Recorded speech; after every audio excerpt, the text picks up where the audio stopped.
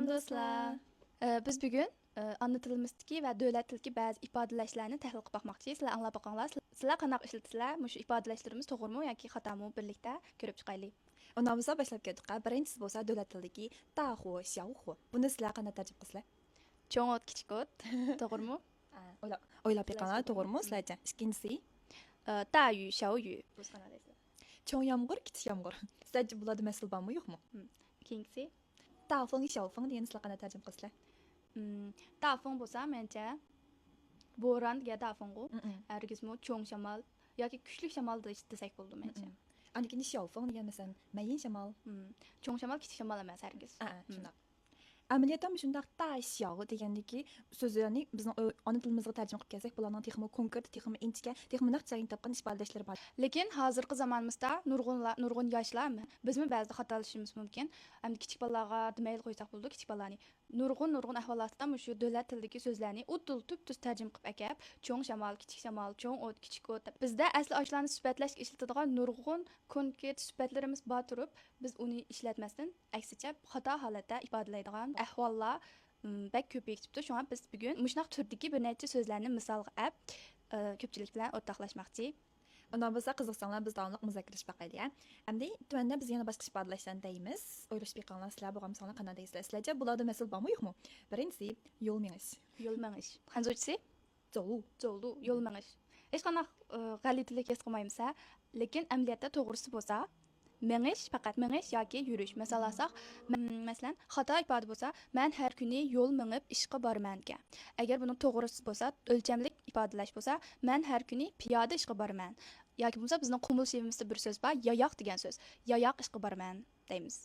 Ikkinchi so'z bo'lsa, diartian degan ifodalash. Masalan, davlat tilida diartian ta qo'yuvchilar demoqchi bo'lsak, uyg'urchada bo'lsa, ikkinchi kuni u qaytib ketdi. Mishasak to'g'rimi? Yoki atisi u qaytib ketdi. U atisi qaytib ketdi. Qaysi to'g'ri sizlarcha? Agar davlat tili bo'yicha mingtian deganni tarjima qilib qolsak, biz uyg'ur tilida ata deymiz. Lekin mingtian degan bu so'z davlat tilida bu zamonni ifodalagan vaqtda faqat kelgusiga ishlatiladi. Agar o'tmishdagi ikkinchi kunni ifodalamoqchi bo'lsak, ya'ni o'tmishdagi atisi degan ifodalamoqchi bo'lsak, biz ikkinchi kuni diartian degan orqali ifodalaymiz. Ammo bizning tilimizda zaman bir qadar aniq konkretda, masalan, shu ata degan so'zni biz o'tmishga ishlatsak ham bo'ladi. Qanday ishlatamiz deb o'ylab qo'ysangiz mumkin. Masalan, u atisi qaytib ketdi deb. Shunaqa? O'tgan zamondagi kelgusi zaman. Shunaqa. O'tgan zamondan kelgusi zamon. Uchinchisi bo'lsa kitob ko'rish. Sizlarcha bu to'g'rimi yo ozroq masal bormidi?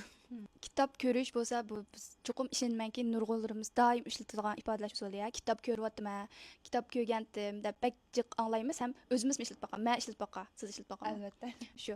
Lekin aslida biz kitobni o'qiymiz, shunaqmi ko'rmaymiz. Agar albom bo'lsa, ichida rasmlarni bo'lsa, uni ko'ramiz, albom ko'ramiz deyishimiz kerak.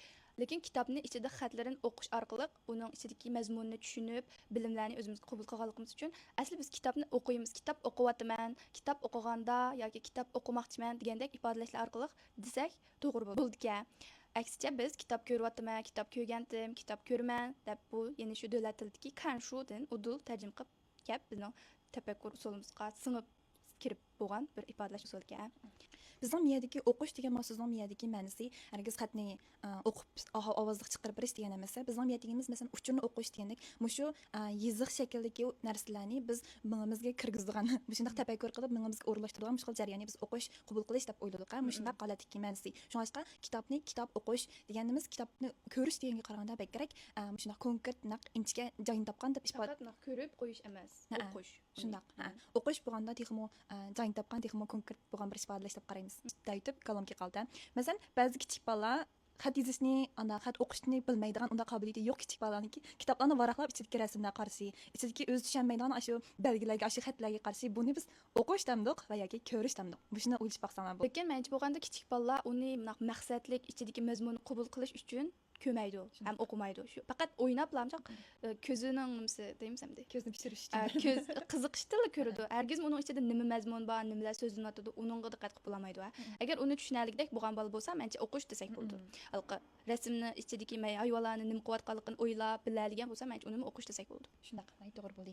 Hamda davlat tilida birisi kanshu, yeni bir ifodalash bo'lsa dushu. Biz dushuni udul kitob o'qish deb tarjima qila olamiz, shunaqmi? Lekin davlat tilida dushu degan masalani majmun anglab beqiladi. Insonlar dushu Mana o'qisan, siz qayerda uyni qayerda o'qisiz, qaysi maktabda o'qisiz deb miyada amaliyotda so'rag'ini maktabingiz shunaqo yoki bo'lmasa shaharingiz degandek shu sizningki o'qiyotgan o'rningizni so'raydi buningda. Shunaqo? Ha. Lekin amaliyotda bu masalan biz Uyg'urchada bu qayerda bilim olasiz, qaysi maktabda o'qisiz degandek shunday ifodalashlar orqali deymiz, lekin hargizmi qayerda kitob o'qisiz demaymiz. Masalan, 我在北京大学读书 desak, hargizmi men Beijing universitetida kitob o'qiyman demaymiz, o'qiyman deymiz. Shunday. Amni eng oxirgisi telefon urish. Telefon urishmi yoki telefon qilishmi? Ishonmanki, bunimi nurg'un odamlar telefon uring, telefon urib baqing deb ishlatimsa, amaliyotda biz telefon ura olmaymiz-ku. Lekin davlat tilida ta dianhua deymiz. Lekin Uyg'urchada urush degan urushni ifodalaydi va telefonni urishni xayol qilib baxsanglar, haqiqatan g'alatilik his qilsizlar. Ishlatib o'rganib qolganda, kun qolganda bilmaydi, lekin o'ylab baxsanglar haqiqatan telefon qilish. Nurg'un odamlar telefon qilish deb to'g'ri ishlatishi mumkin, lekin bizda nurg'un ahvollarda yana telefon urish deb xato ifodalaydiganlarmi oz emas deb o'ylayman. Anglish qaysa benday dahu xiaohu degani cho'ng o't kichik o't, dayu xiaoyu degani cho'ng yomg'ir kichik yomg'ir degandeklar buni biz desak nimiz xato deb o'ylab qo'yishimiz mumkin. Lekin amaliyotda Uyg'urchadagi mau cho'ng va kichik degan bu so'z Uyg'urcha so'z bo'lsa-mu, Uyg'urcha sifatidagi so'z bo'lsa-mu, lekin Uyg'urchada bu cho'ng bilan kichik deganning narsalarningki hajmi va ko'lami degandeklarni ifodalaydigan ishlatamiz. Hargizmi ularningki abim qilgandek dahu xiaohu bo'lsa cho'ng o't kichik o't degan ifodalaymiz. Amsa bu cho'ng o't kichik o't degani qanaqa desak to'g'ri bo'ladi sizlarcha?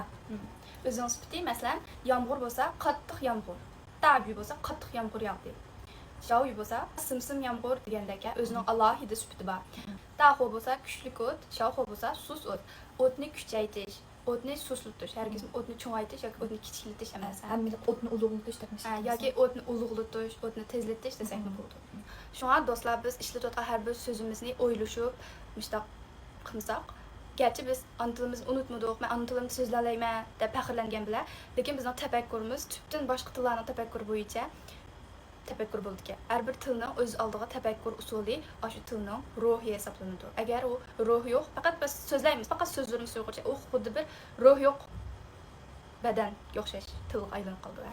Shundaqa, mana shunday nihoyat ko'p mashdan masala bor ifodalashlarni biz buni to'g'ri deb qabul qildik. Masalan, bu ustida mana birasi eskartmasa yoki bo'lmasa bir mazmunni ko'rib qolsakmi, his qilmaymiz. His qilmaymiz. Buni to'g'ri deb baxmaymizga. Masalan, abim bizdan o'ylashib, mushlarni ko'rib, hey, mana biz to'g'ri deb o'yladik, agar men ustida fikr yuritmoqmagan bo'lsa, biz shuni muzokara qilish jarayonida shunday o'zimizniki xato ishlatgan nurg'un ifodalashlarni o'rganib oldik. O'zimizda nurg'un xatoliklarning borligini his qildik. Endi biz bu bayqaganlarimiz xolos. Bundan yana nurg'un jihlar bor bo'lishi mumkin. U qolgani sizlar qalsangiz qilganlarni inkos rayoniga yozib qo'yishni unutmanglar. Birlikda tirishaylik. Shunday. Agar bizningki deganimiz bir masala bor kerak bo'lsa, buni qartasang, boshqa bir fikr bayondirgan bo'lib qolsa, sizlar o'rtoqlasanglar yoki bo'lmasa tuzitib qo'ysanglar bo'ladi. Rahmat. Xo'sh.